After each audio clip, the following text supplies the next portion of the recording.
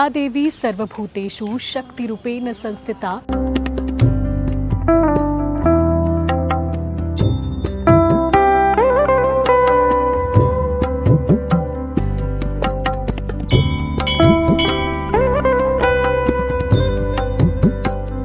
मैं आपको एक ऐसे मंदिर के दर्शन कराऊंगी जिसकी कहानी और चमत्कार सुनकर आपकी भी देवी माँ में आस्था दोगुनी हो जाएगी।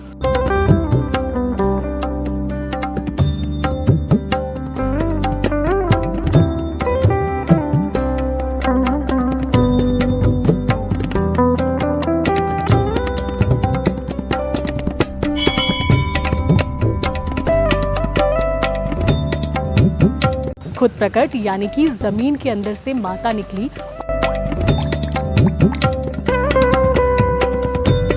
कॉरिडोर बनाया जा रहा है। वैशाली नगर के विधायक रिकेश सेन ने इस मंदिर में कॉरिडोर बनाने का ऐलान किया है।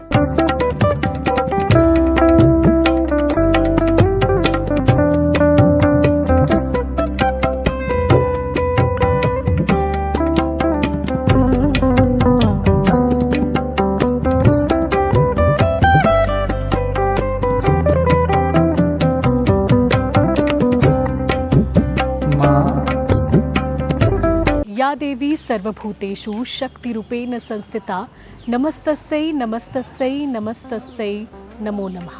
नमस्कार, मैं हूं निधि भारद्वाज।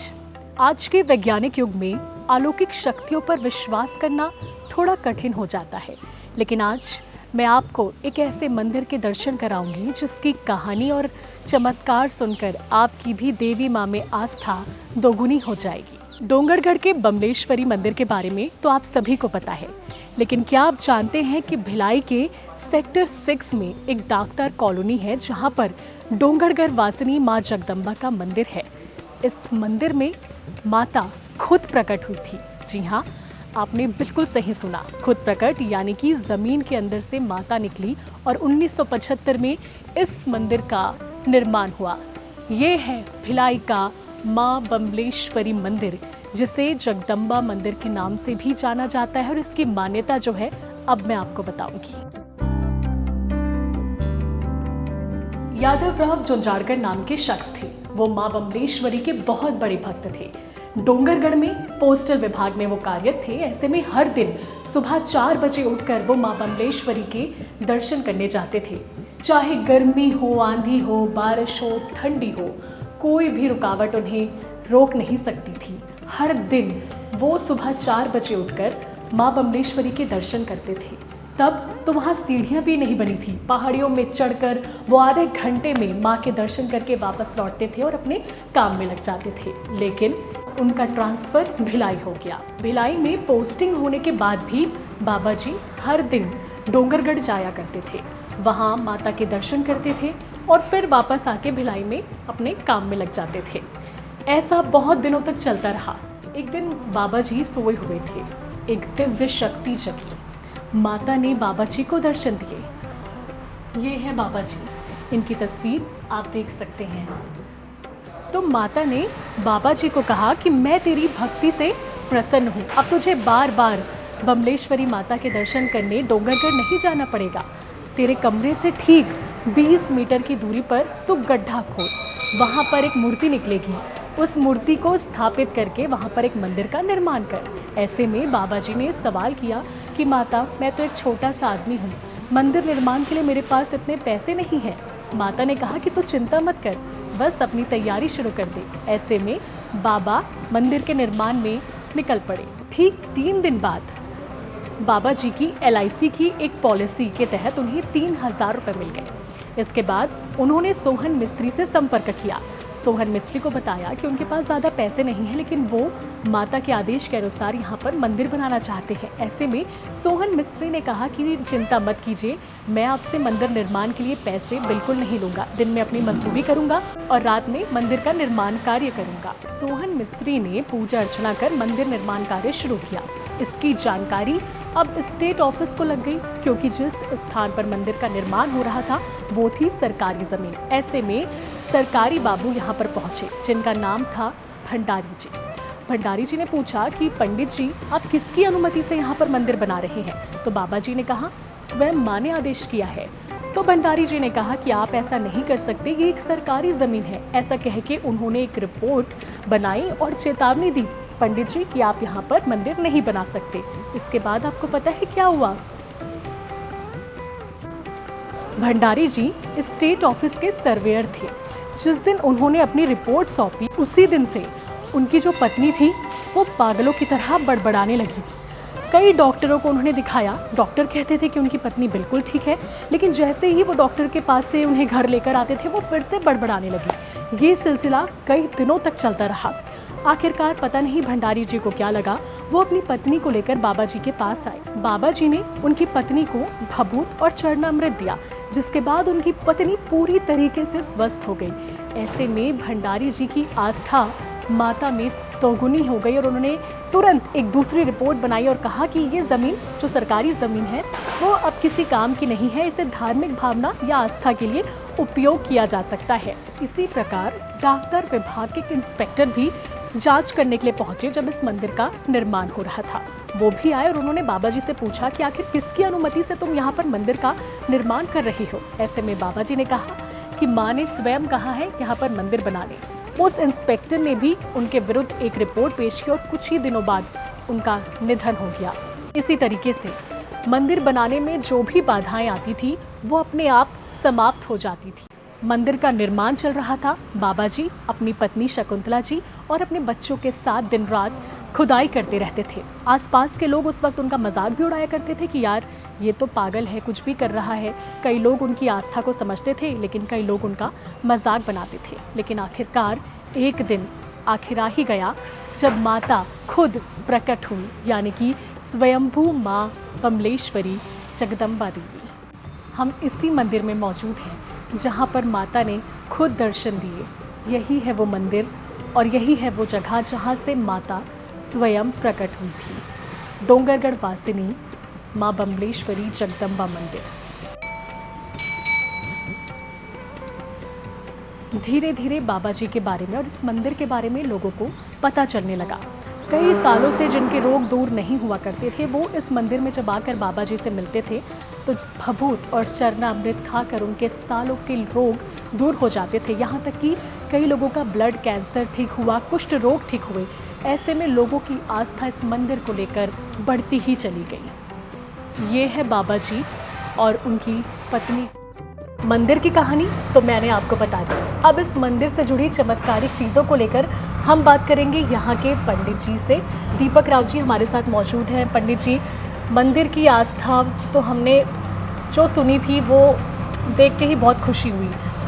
अब आप बताइए कि इस मंदिर से जुड़ी क्या क्या वो चमत्कारिक घटनाएं रहीं जिसकी वजह से लोगों की आस्था दोगुनी हो गई माता के प्रति। लोगों की बाबा जी की जो सेवा से माता जी यहाँ प्रकट हुई, उनकी शक्ति अपार है। जो व्यक्ति अपने दर्शन के लिए आता है और अपनी मनोकामनाएं जो भी बोलते हैं अपनी इच्छा के अनुसार माता प्रकट पूरी करती है, तो उससे लोग वो और चार लोग को बतलाते हैं कि हमसे ऐसा ऐसा हुआ है, तो वहाँ जाइए, वहाँ माता जी के पास जाके सेवा करिए और जब कोई मन्नत मांगिए तो उनकी मनोकामना पूर्ण होती है। तो वैसे एक दूसरे से बता कर लोग आने लगे और धीरे धीरे लोग दर्शनार्थियों की संख्या बढ़ती जा रही है। लोग जैसे संतान नहीं तो संतान है या कोई बाहरी बाधा है, वो सब माता जी जैसे जल की भेज देकर दूर किए जाते हैं। बच्चे अभी के समय में बच्चे इंजीनियरिंग करके बहुत लोग खाली बैठे हुए, जॉब नहीं मिले, परेशान इंटरव्यू वगैरह देते हैं, वैसे लोग भी आते हैं। ऐसे हमारे पास कई बच्चे आए हैं जो भी फॉरेन वगैरह चले, जॉब मिले, मतलब इंटरव्यू में फैल जाते थे या सेलेक्ट नहीं होते थे। आने के बाद बताया कि उनको हमने माता जी का जो भी उनकी प्रार्थना की उनके नाम से और उनके जॉब लगी, तो वो भी पूछ रहे थे। वो बेचारे बराबर साल में एक बार दर्शन के लिए आते हैं, बाहर रहते हैं। बाबा जी के भी कुछ किस्से बहुत मशहूर रहे कि वो एक बार भोपाल जा रहे थे, उनकी गाड़ी में पेट्रोल ख़त्म हो गया था। वो वाला किस्सा भी अगर आप दर्शकों को बताएं तो। भोपाल बाबा जी अपने शिष्यों के यहाँ गए थे, वहाँ से जा रहे थे माता जी के मंदिर दर्शन के लिए। तो उस समय रास्ते में ड्राइवर ने कैसा क्या देखा था, तो उसमें उस समय गाड़ी में डीजल नहीं था। करीब 15 किलोमीटर कुछ बचा होगा था, अगले हालात भी तेल खत्म हो गाड़ी यहाँ खड़ी हो जाएगी। तो बाबा जी को सिगरेट पीने की आदत थी, धुने में बैठे थे धूल लगा के, तो सिगरेट पीते थे। बोले उन्होंने कि नहीं आप बस गाड़ी चालू रखो तो ऑटोमेटिक वहाँ तक पहुँच जाएंगे, आप चिंता मत करो। और वो माता जी के दरबार तक पहुँच गए हो, बड़े खुश हो गए। सब लोग बोले कि डीजल नहीं होने के बाद गाड़ी यहाँ तक कैसे पहुँच गई। वाकई उनके स्वर्गवास के वक्त का एक वो भी किस्सा मशहूर है जिसमें उन्होंने कहा था हाँ मैं आता हूँ। यहाँ देवी माता जी का भागवत चल रहा था। हाँ। तो बाबा जी यहीं बैठे थे, भैरव बाबा पीछे यहीं पे। हाँ, और प्रसाद काट रहे थे। तो जब 3 दिन का पूरा होने के बाद 3.5 तीसरे दिन चौथे दिन का हाफ समय हुआ, तो उस समय विराम दी उन्होंने कथा को और बोले अपन फलाल वगैरह करते हैं, फिर 3 बजे फिर कार्यक्रम करेंगे। तो उस समय प्रसाद काट रहे थे तो माता जी ने अंदर से आवाज़ दी कि फलाल की तैयारी हो गई है, आप लोग आइए प्रसाद के लिए। और अब बस इतना उन्होंने बोला और वो बोले हाँ मैं आ रहा हूँ, बस मैं आ रहा हूँ बोले और शांत हो गए, बैठे के बैठे रह गए। 10 मिनट तो किसी को समझ में नहीं आया कि क्यों बैठे चुपचाप। फिर आवाज़ दे रहे हैं, सुन नहीं रहे हैं, तो उनको ऐसा हिल पकड़ के देखे तो मालूम चला कि शांत हो।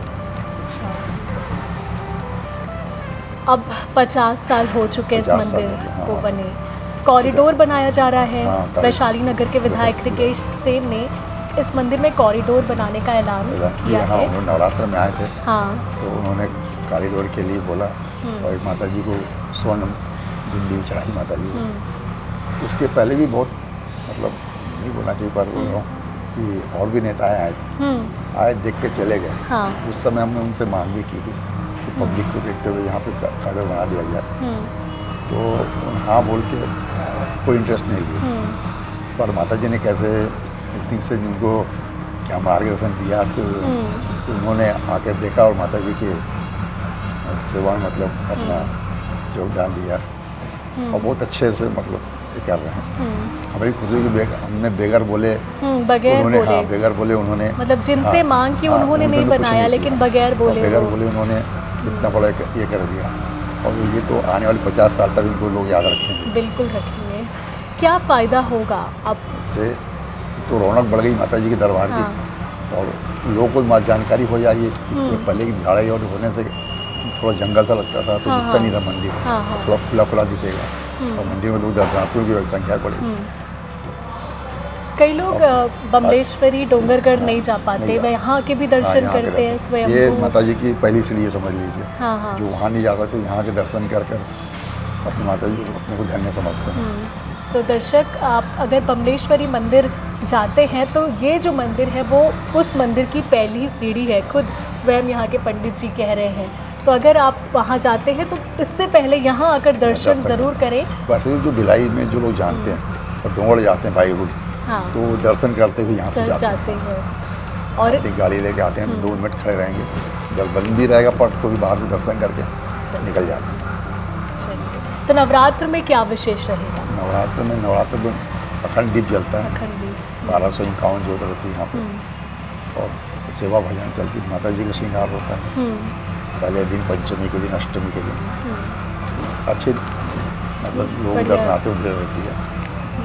दूर दूर से लोग दूर आते दूर से आते होंगे। हैं, दूर दूर से लोगों की जोत भी रहती है यहाँ पे। सब लिस्ट लगी हुई है, ऐसा वो सबकी लिस्ट लगाते हैं हम लोग। काफ़ी महीने पहले से ही शायद तैयारी हो जाती है ना? अभी तो अभी से समझो अभी सितंबर में नवरात्र अभी तैयारियाँ शुरू हो गई। शुरू हो गई है। ठीक है पंडित जी, बहुत बहुत धन्यवाद आपका हमसे बात करने के लिए।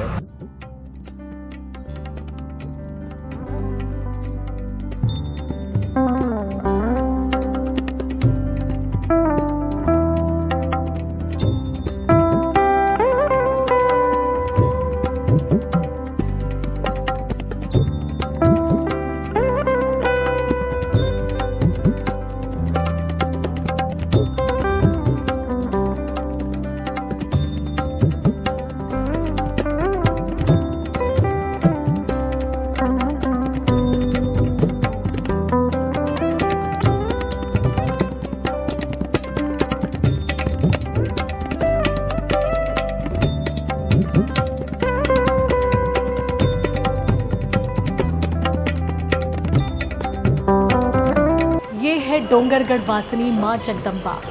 जिनके दर पर आकर कोई भी खाली हाथ नहीं जाता। नवरात्रि की तैयारी अभी से ही यहाँ शुरू हो चुकी है। दूर दूर से दर्शन करने के लिए श्रद्धालु यहाँ पहुँचते हैं और इसकी ढेर सारी मान्यता है और लोगों में भारी आस्था है। अगर आप कभी भिलाई आए और आप माँ बमलेश्वरी मंदिर के दर्शन करना चाहते हैं तो यहाँ पर ज़रूर आए। सेक्टर 6 स्थित डॉक्टर कॉलोनी में ये मंदिर स्थित है। अभी यहाँ पर कॉरिडोर भी बन रहा है। वैशाली नगर के विधायक रिकेश सेन के द्वारा इसका निर्माण किया जा रहा है।